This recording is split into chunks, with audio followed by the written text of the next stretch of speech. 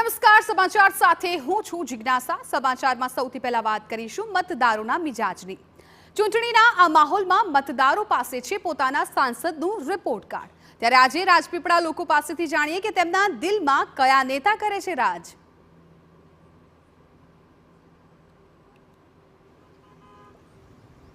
લોકશાહીનો પર્વ એટલે લોકસભાની ચૂંટણી।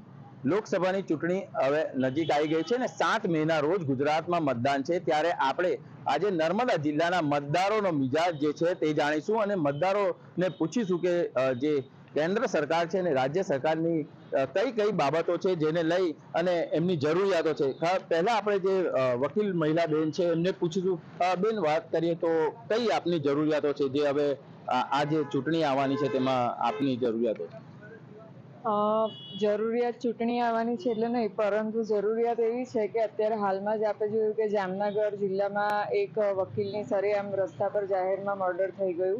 1 વર્ષ અગાઉ પણ મર્ડર થયું હતું। આવી રીતના વકીલોના ઘણા પ્રશ્નો છે અને જેના કારણે અમે લોકો સતત એડવોકેટ પ્રોટેક્શન એક્ટની માંગ કરી રહ્યા છે અને એ જ હેતુથી આપણે ત્યાં નર્મદા જિલ્લામાં 14મી તારીખે સમગ્ર રાજ્યના પ્રમુખ અને સેક્રેટરી સાહેબની એક સ્નેહ મિલન યોજાવાનું છે અને જેમાં એડવોકેટ પ્રોટેક્શન એક્ટ અંગેની ચર્ચા અને તે અંગેના મુદ્દાઓ નિર્ધારિત થવાના છે। તો જે અમે પ્રસ્થાપિત કરીશું જેને માન્યતા જે બિલમાં લે અને બિલમાં લઈને આ એક્ટ પસાર કરે એવી મારી સરકારશ્રીને વિનંતી છે।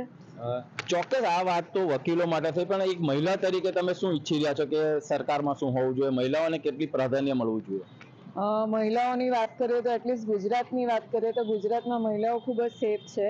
અધરાતે મધરાતે જ્યારે પણ મહિલાઓ એકલા જાહેર રસ્તા પર નીકળવું હોય તો પણ કોઈ ઇસ્યુ નથી। એટલે સેફટી અને લો એન્ડ ઓર્ડરની બાબત જોઈએ તો એ બાબતમાં ગુજરાત ખૂબ અગ્રેસર છે અને મહિલાઓ માટે અન્ય કાયદાઓ અને વિકાસની જે બાબત છે એ પણ ખૂબ સારી છે। એટલે એમાં તો કંઈ છે નહીં, પણ 2-1% જે આંતરિયાળ વિસ્તારમાં જે કાયદાઓનો જે અભાવ છે, માનો કે પોક્સોની મેટરો છે, ખૂબ જ નાની નાની બાળકીઓ ગત વર્ષે આપના ધ્યાનમાં આવ્યું હશે તો ખૂબ જ નાની બાળકીઓ પોક્સો એક્ટ અંતર્ગત વિક્ટિમ બની છે। તો એ અંતરિયાળ ગામડાઓમાં પણ આ કાયદાઓની જાગૃતિ આવે અને અન્ય જે લાભો છે મહિલાઓ માટે એ પસાર થાય, વિસ્તારિત થાય એવી મારી લોક લાગણી છે। ચોક્કસ મહિલાઓ માટેના જે બિલ છે તે પસાર થવા જોઈએ, વકીલોના જે હુમલા થાય છે તે પસાર થવા। વેપારી વર્ગમાંથી એક વડીલ છે, શું તમારી માંગણીઓ શું છે કેન્દ્ર સરકાર પાસે અને નર્મદા જિલ્લામાં તેને લઈને શું વેપારીઓ માટે શું થઈ રહ્યું છે? ખાસ તો સ્ટેચ્યુ ઓફ યુનિટી થયા પછી રાજપીપળા જે હેડક્વાર્ટર છે જિલ્લાનું, એનો વિકાસ રૂધી ગયો એવું લાગે છે। વિકાસ થવા માટે ઘણી બધી તકો છે જે અમલમાં નથી આવતી। ખાસ તો એરપોર્ટ જે છે નથી થયું અને બીજી તરફ લઈ ગયા છે, તો અહીં થાય એવી ખાસ લાગણી છે। હાલમાં જે જગ્યા છે એના કરતાં બીજી જગ્યા પણ આ લોકો શોધી રહ્યા છે કે બધાથી પૈસા વધશે તો એ બી સર્વે થાય અને અહીં એરપોર્ટ બને। અને ખાસ તો રેલવે જે ઓલરેડી રાજપીપળા સુધી છે ને બંધ કરી છે, રેલવે અહીં તો ચાલુ થાય પણ એને સ્ટેચ્યુ ઓફ યુનિટી સુધી લંબાવે તો જ ખાસ તો પેસેન્જર મળે અને અહીંથી મુંબઈ તરફની ગાડીઓ ડાયરેક્ટ જતી થાય અને ખૂબ સારો લાભ મળે અને એની ગતિ વધારે। શિક્ષણ વિભાગના પણ એક વડીલ છે, મિત્ર છે, તેમને પણ પૂછ્યું શિક્ષણને લઈને શું અહીંયા નર્મદા જિલ્લામાં? આમ તો શિક્ષણમાં પ્રાથમિક સુવિધાઓ ઘણી બધી સારી છે, પરંતુ જે બેઝિક જરૂરિયાત છે શિક્ષકોની તે ઘણી ઘટ છે ઘણી જગ્યાઓ પર। અને જે નવી શિક્ષણ નીતિ અમલમાં આવેલી છે તે તાત્કાલિક ધોરણે સારી રીતે અને સમયાંતરે અમલમાં મુકાઈ જાય તો શિક્ષણ ઘણું સારું સુધરે એવી પરિસ્થિતિ છે। આમ શિક્ષણ તો પ્રાઇમરી બેઝ પર ઘણું નીચેના લેવલ પર ઓછું છે, તો એ પણ વધે અને પ્રાથમિક સુવિધાઓ બધી છે તે સારી રીતે મળી જાય એવી અમારી લાગણી છે। માલવભાઈ, યુવા મતદાર છો આપ, યુવાઓની કેટલી જરૂરિયાતો છે?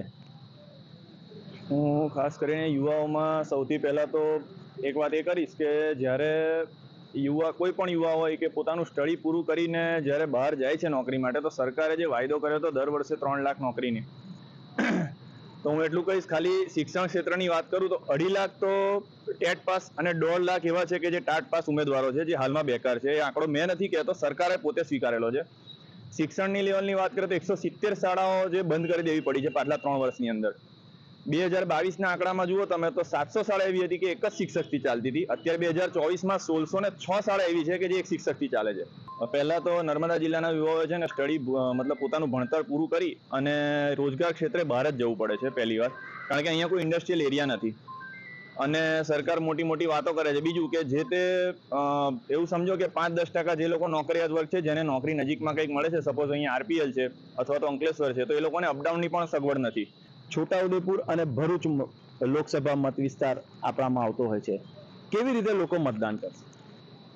રાજપીપળાની વાત કરીએ તો છોટાઉદેપુરના સાંસદ જે છે ભૂતકાળમાં બી અને વર્તમાન સમયમાં પણ કદાચ રાજપીપળાની 90% લોકો એ સાંસદને ઓળખતા નથી, કારણ કે સાંસદ છોટાઉદેપુરમાંથી હોય છે એના કારણે અહીંયા ગાડી ખાસ આવતા નથી. અહીંયા જે સ્થાનિક ભાજપના નેતાઓ છે એ જ વહીવટ કરતા હોય છે, એટલે જે ખરેખર સાંસદ છે એમનું તો અહીંયા કોઈ ઓળખાણ કે કંઈ છે નહીં. અહીંયા જે સ્થાનિક નેતાઓના કહેવાથી જ લોકો વોટિંગ કરતા હોય છે. એટલે ભરૂચની વસ્તુ અલગ છે, કારણ કે ભરૂચમાં આ જ પરિસ્થિતિ છે. રાજપીપળાના સાંસદ છે જેમને ભરૂચમાંથી ઊભા રાખવામાં આવે છે, એટલે ત્યાં એ જ પરિસ્થિતિ છે. પરંતુ જે સ્થાનિક નેતાઓ છે એમના કહેવાથી જ લોકો વોટિંગ કરે છે. ચોક્કસ અહીંયાના જે લોકો છે એ જણાવી રહ્યા છે કે જે અહીંયા સ્થાનિક નેતાઓ છે તેમના કહેવાથી વોટિંગ કરે છે. ત્યારે ગુજરાતમાં હવે 26 બેઠકોમાંથી કોણ કેટલી બેઠક જીતે છે તે તો મતદારોનો મિજાજ જ બતાવશે. વિશાલ પાઠક, TV9, નર્મદા.